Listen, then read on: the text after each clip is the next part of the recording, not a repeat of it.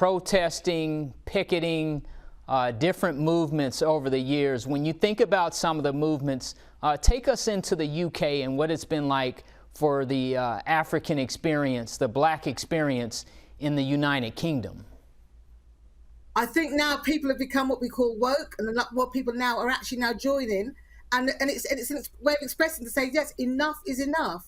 You know, I'm from a second generation, child born here, and even I can see especially over the last few years, nothing's changed. We're still having to deal with microaggressions, people being disrespectful, not understanding that you're capable, you have to prove your worth over and over again, and enough is enough. When you see other people who've got lesser talents being taken, given them a chance more than you, and you've got to work 200% to prove your worth all the time, and that's why the time is now.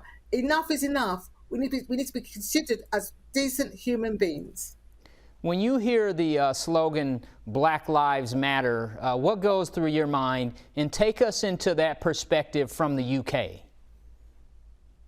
Wow. There is very mixed, because what hasn't helped is that people just keep thinking, oh, it's a terrorist group, it's not a proper organisation.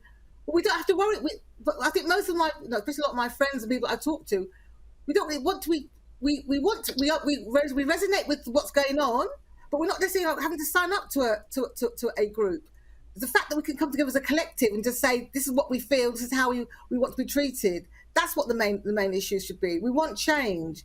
We want people people in authority to look at us in the same way. We don't want to be sort of stopped and searched. We don't want our children to be stopped and searched just because they're black, just because they're in a group, to be seen as always being gangsters. They're not just always gangsters. There are some really good, bright sparks out there. There's people in good jobs, but are just not taken seriously. So the Black Lives Matter movement, I think people will resonate with the sentiment of it, rather than maybe, rather than being, and of course the rest of the world just looks at it as being another terrorized, organized, and the things I've seen that people have written down, which is just not true. People don't understand the facts. They don't understand how we as black people feel. And as I say to a lot of people, and I've had lots of discussions, I say to them, unless you've walked in my shoes, you don't know how I'm feeling. You cannot relate to how I'm feeling, because you haven't gone through that hurt and pain all the time.